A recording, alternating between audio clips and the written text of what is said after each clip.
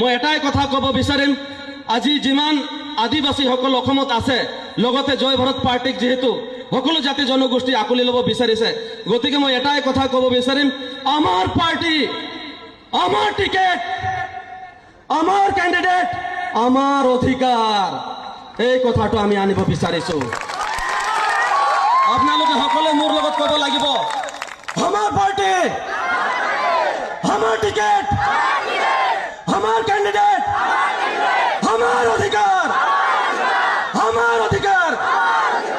আৰু শ্ৰদ্ধা ৰাইজ, এই অধিকাৰটো দিবৰ কাৰণে আজি আমাৰ হেমন্ত সোৰেন ডাঙৰীয়া আমাৰ মাজত উপস্থিত আছে।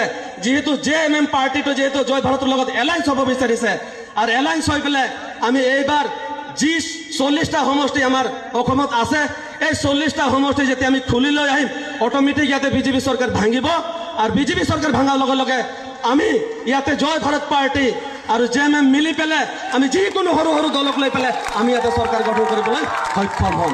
যিয়ে নহওক, ক'বলৈ বহুত আছে, কিন্তু উপৰোক্ত বক্তা আমাৰ মুখ্য অতিথি আমাৰ মাজত উপস্থিত আছে। পৰ্যায়ক্ৰমে আমি আৰু আলোচনা কৰিম।